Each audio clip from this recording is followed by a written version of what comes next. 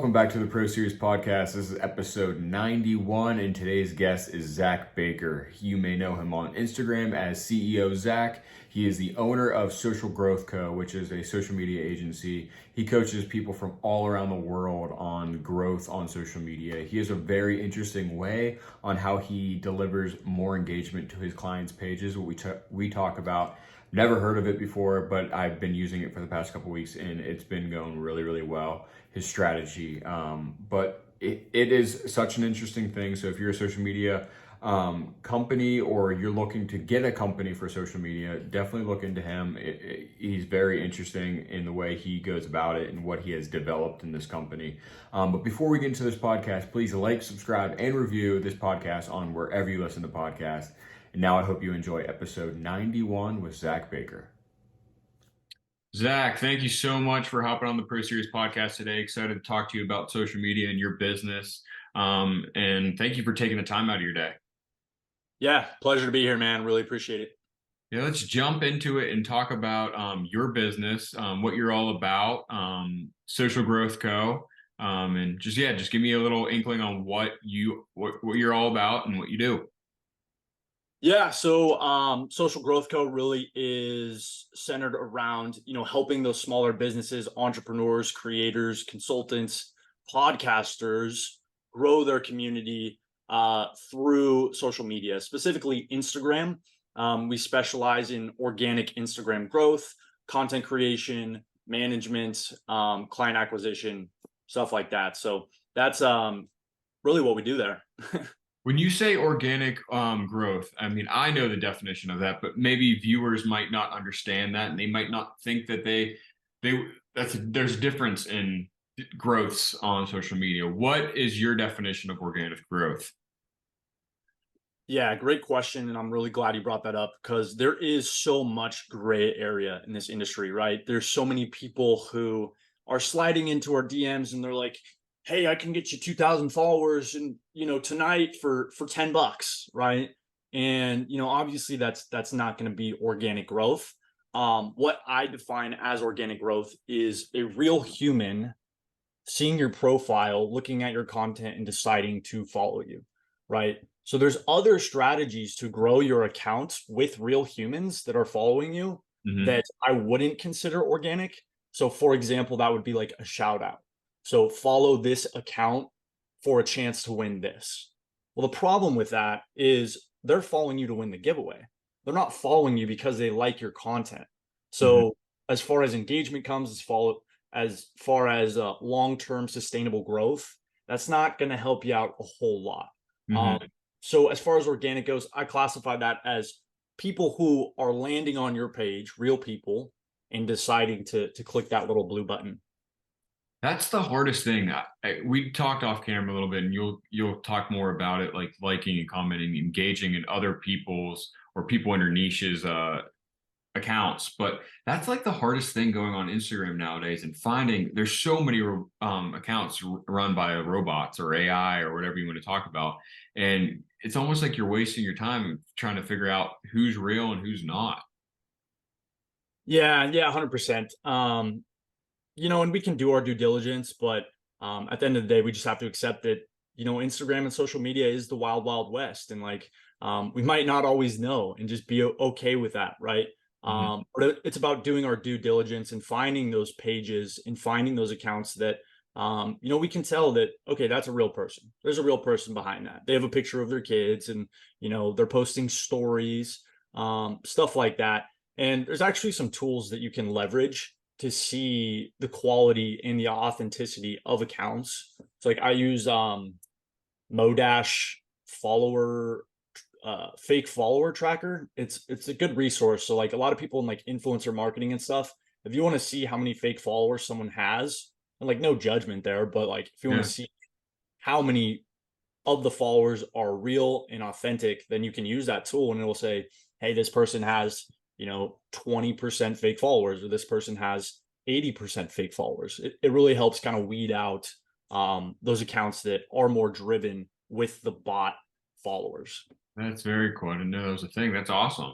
Yeah, that helps out with Yeah, exactly what you're going to talk about with engagement. So you brought up something off camera about stories, and engagement in stories, and that's something that's very, very new to the Instagram world. But you say you're pretty successful with it with your clients. Explain on what you do with that and why it's become so successful for you guys. Yeah, great question. So this is absolutely insane. And I think this is the biggest opportunity right now for people who are trying to grow on social media organically. So a couple things to note. Instagram has low restrictions on the amount of likes and comments you can do per day, Hmm. the amount of DMs you can send per day, and the amount of follow and unfollows you can do per day. So what I mean by that is you can only send, 100 DMs a day. You can only follow and unfollow like 100 people a day before they'll hit you with like a, hey, you're doing too many actions, you need to stop. But Instagram has very, very high limits for the amount of stories that you can view and like per day. Okay.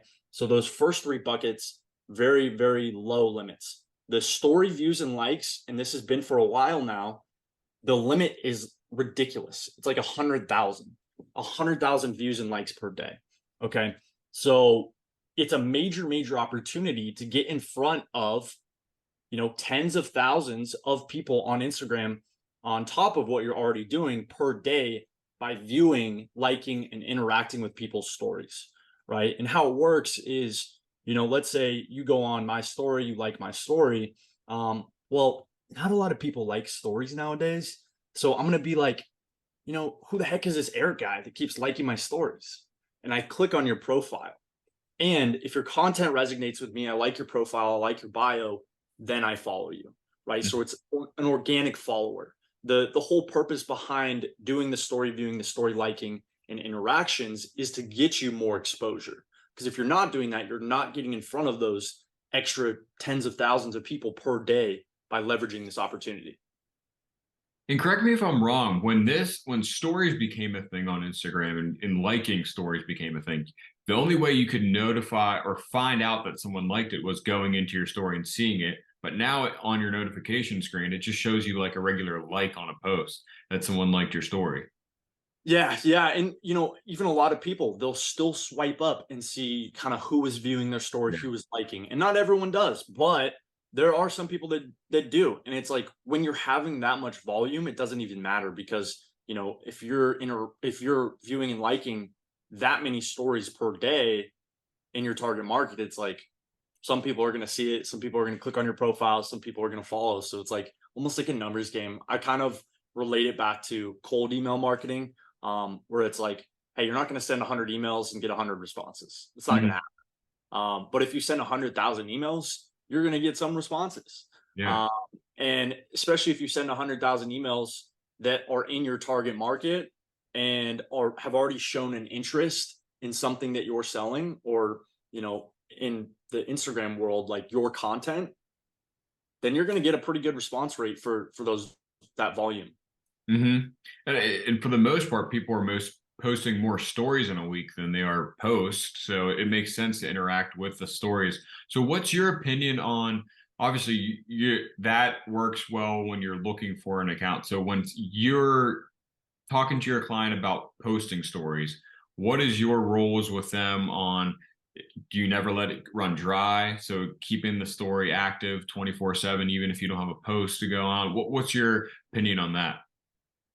Yeah, that's a good question. I really like leveraging stories for showing the day-to-day life of what you're doing, really building a human connection with your followers, Yeah. taking them through your day, like, hey, oh my gosh, I almost just got in a car crash, like this happened, or I'm at my kid's basketball tournament and this just happened, stuff like that. Because these little things, they seem so minute, Mhm. but you never know who you're gonna build a connection with on something that is completely irrelevant to like what you're selling or what you're doing on social media. So that's one thing that I see a lot of creators kind of disregard is they're only talking about their business, they're only talking about their products and services, but they're not bringing in the human connection of relating to someone. Right? People want to do business with people; they don't want to do business with corporations. So the more you can kind of like share who you are, show your personality, share your story, show what you're passionate about, your hobbies, stuff like that, the more deeply rooted connections you'll have with your followers. Another thing with stories is, I really like leveraging polls, right? So I like saying, hey, what would you like for me to create more content around? Right? That's a free resource. Companies pay hundreds of thousands of dollars to survey their ideal market, right? We Mhm. have this free resource where we can post a survey or a poll on our story and get direct feedback immediately in real time from our followers. What content do you want to post? What are you struggling with the most? If I did a podcast, would you listen to it? Right. So leveraging polls, also, ask me a question, stuff like that. I think stories are really good for sales as well, client acquisition. So saying, hey, are you struggling with this? Yes or no? Then the next story, say how you overcome that exact thing that they just said they were struggling with, or how you helped a client overcome that thing that they were struggling with. And then on the third story or fourth story, give them a call to action. Hey, if you want help with this, I'm going to show you how I just helped Andy, generate this much revenue in his business. Message me the word grow and I'll send over a free training or something like that. Stories work very well for that. And I'm not quite too sure why that is. Mhm. But I think it's because when people think of stories, they do think of that more like trustworthy content as opposed to like the reels where it's like, you should buy this sort of Yeah. thing. I think a lot of companies, they struggle with posting other things other than their company in their stories. And I think that's where you run short, like what you said. It gives there's someone out there that could relate to you on a different level. Like for instance, I started posting about country music and it just like I got a bunch of followers off of just that. And it's completely opposite of what I do for a living. So like those little hobbies that you might not think that go with your company is a great way to get into another follower or a whole new group of audience.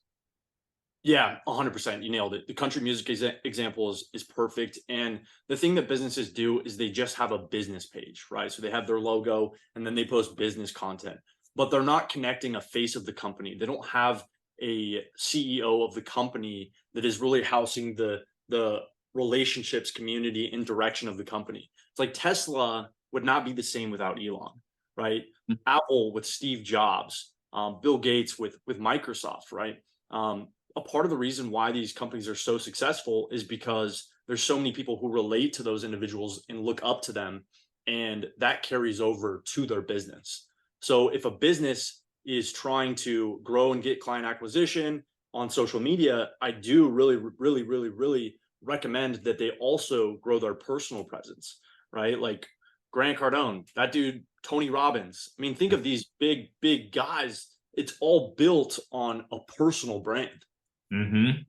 Yeah, stories are something that people forget about too. They've been around forever, but people are trying to focus on, posting the 3 posts a week or posting reels or just carousels, but they're completely missing the whole point of the stories, making it active. That's something I always tell clients, never let it run dry. Keep it going. But your take on interacting with the stories and getting engagement rate was something I definitely wanted to talk about because that's something completely different to me. It makes sense. You're still getting the notifications like someone's engaging on your regular post. So definitely, if you're listening to this, start with your stories. I'm going to start doing that too. That's great advice.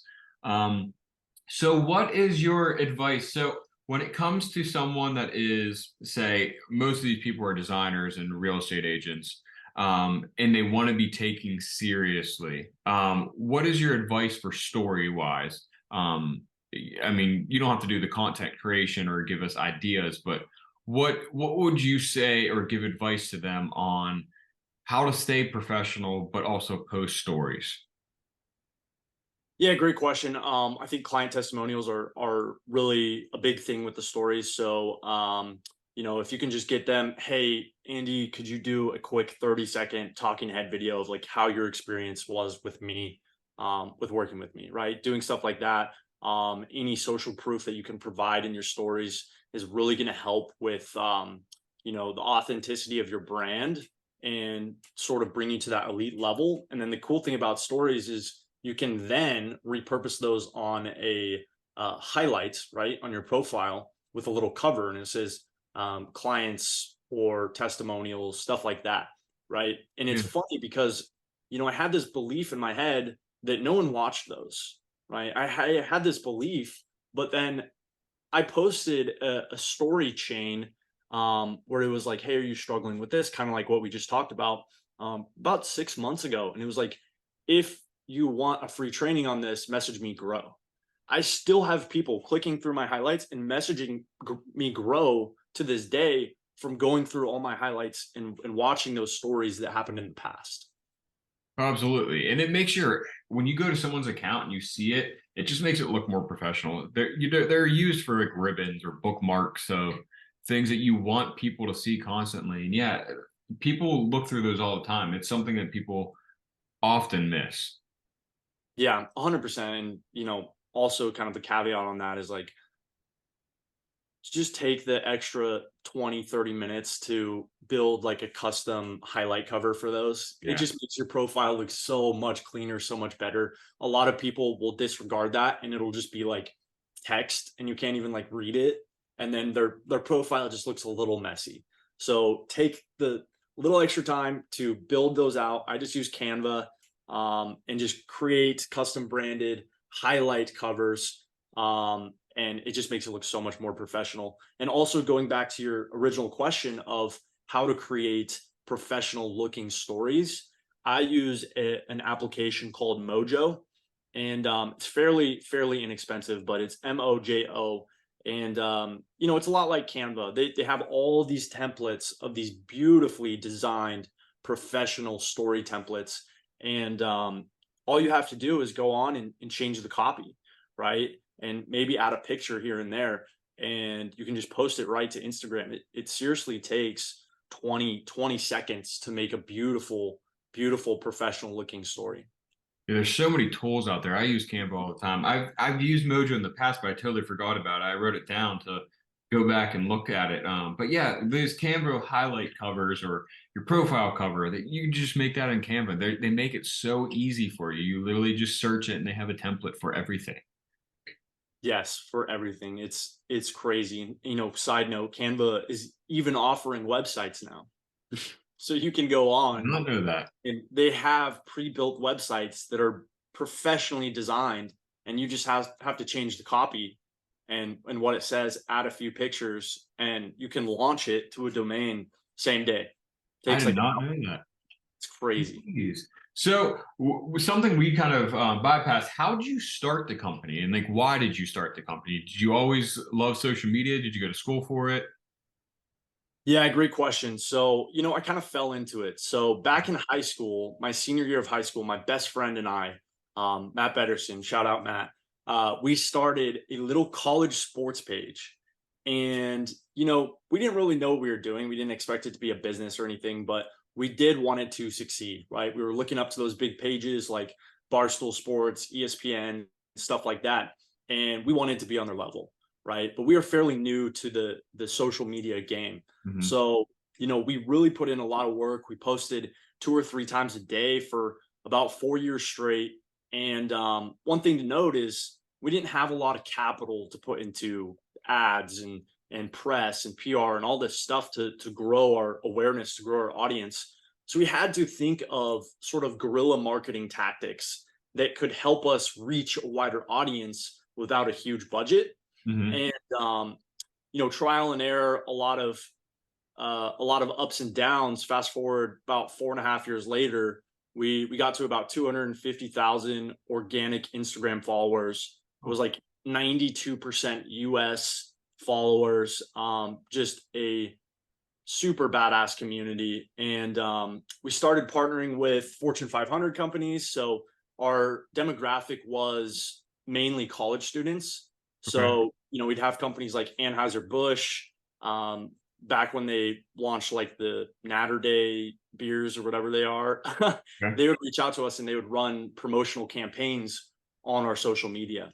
And, it was so funny because back then I was in college, and, college is a struggle. You're not working, you're paying for college. So, when these companies would approach us in the beginning, they would ask us like what our rates are, and we're like, $250. I don't know. I have And they're no like, idea. done. We'll get Ken. You know what I mean? And looking back on that, it's like, wow, we didn't even realize how valuable the audience we had was, especially because we didn't do a whole lot of marketing or sales through that business in the beginning. We had like Gotcha. a little Shopify store that did some numbers as far as like merchandise and stuff, but nothing crazy. So when we'd have these companies come in and do a promotion, they really got great results. And so we did that for a little while. And then one day we woke up in college and our account was hacked and it was taken down and we lost it. Yeah. And we lost it overnight. So I was paying for groceries. That's how I was paying for college, for groceries, everything. And yeah, we lost it. And at that point, I kind of had to decide, all right, do I want to put all my eggs back in this basket and try to rebuild this brand? Or do I want to do something else? And at Hmm. the time, I had friends, family members, people I met in college that were reaching out to me and they're like, hey, I'm building a business, I'm building a brand. Can you help me grow my social media account? And that's kind of when I realized, like, okay, I have a skill that I can provide to other people and really help a lot of people to grow their business. So that's really when we started the social media marketing agency. Now, I would say that we kind of met in between. We built the brand up a little bit. We actually sold it to like a competitor company at the time, and but it never got even close back to where it was. But in hindsight, it really was a blessing in disguise because I was falling out of love of that industry, of the college sports scene, like that whole industry. I was graduating college. I was like, what am I going to do for the rest of my life? Well, I think I would have gotten the golden handcuffs of running that page, and I never really would have stepped out of my comfort zone and tried something different. So it was really a blessing in disguise in hindsight because I wouldn't be where I'm at today if that account didn't get taken down. Oh man, I know how that feels. In 2020, my this account that I run everything on was hacked. I hired someone to get it back, but it was gut wrenching because you put so much time and energy into your account. I just can't imagine completely losing it. Yeah, 100%. And the value of an audience on social media is so high, so much higher than people really believe, that these hackers will do anything to get your account. My grandpa, he does like wood turning for like bulls and stuff. He got Okay. his account hacked about 2 months ago. My cousin, she's a race car driver. Her account got hacked about a month and a half ago. So it's a doggy dog world, and they'll target those people who really are vulnerable in these situations. So Yeah. my piece of advice for this is there's actually a insurance company that will insure your social media accounts. Okay. It's I didn't. crazy. It's Oh, crazy. And it's called Notch Insurance, Notch. And what they'll do is they're technically like logged in through the API on your account at all times. And if your password's changed, if anything, they'll notify you, first of all. So you're like the first person to know. And then also, they have a direct contact to Meta. So they have a partnership with Meta where if someone's account gets hacked, they can reach out to them and say, hey, one of our clients' accounts got hacked. Can you help us get it back? Because if they don't get it back, they pay you every day that you don't have access to your account. wow, I did not know that was a thing. Yep, up to like 15 grand a month. Holy crap. See, Yeah, that's why I recently got my blue check mark because I unfortunately I had to pay for it. yeah, But the only reason I did it was because of the security issue because I did not want to get it banned again. So that's great. I didn't know about that. I didn't. So you pay for the insurance, obviously. So it's an investment. yeah. I pay like $25 a month. Okay, that's not bad Yeah, at all. very, very cheap. And I also have the verification, Meta verified as well. That's just another layer of security, right? Yeah. If for anyone who has a personal brand or a business on social media, I just I cannot stress enough, just get the blue check mark. There's so many limiting beliefs of like, oh, well, people are just going to think I'm just trying to get free clout or look the part or be a poser. It's not even about that. Like, protect your account, and also it's like it's not a secret. Like, who cares, right? No, Who anybody can cares? find out. You pay for it. Yeah, it doesn't. Who cares if they find out? I mean, you're growing a business, and another thing, and this is like a good topic to talk on, just because it's kind of a hot topic right now. A lot of people think that the blue check mark doesn't mean anything now, right? Yeah, That it lost all of its yeah, validation. it's like watered down now. Yeah, It's watered down, which there's some truth behind that. But I would also challenge that by saying, as humans, we have been conditioned for the last 7, 10 years, however long it's been, that blue check mark means high status, high authority. This person knows what they're talking about. hmm, And we're not going to lose that subconscious conditioning overnight, right?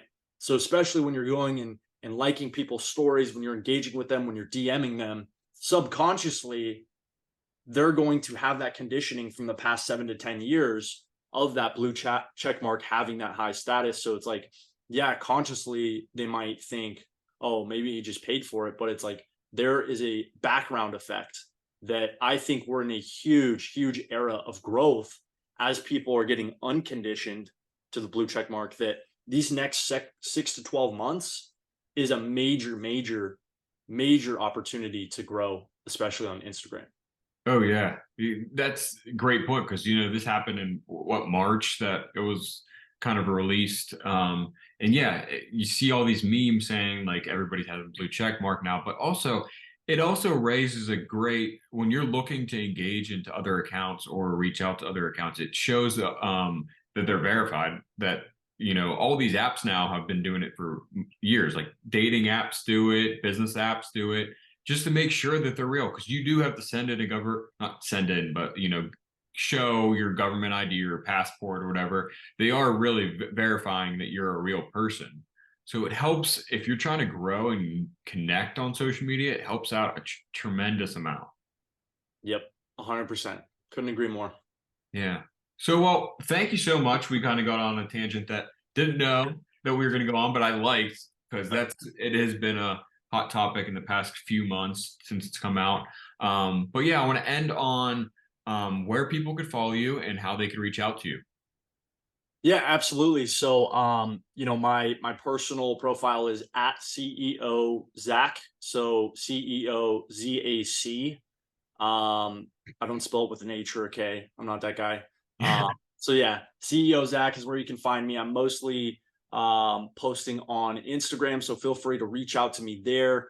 We do really just organic Instagram growth and growing personal brands, business brands, podcasts, you name it. We'll probably do it, as well as content creation. Right, we do content creation for entrepreneurs like Robert Kiyosaki, David Meltzer, and a bunch of podcasts as well. So if that interests you, would love to spark a conversation. And yeah, just really appreciate your time and opportunity and on coming on to this, man. This has been awesome.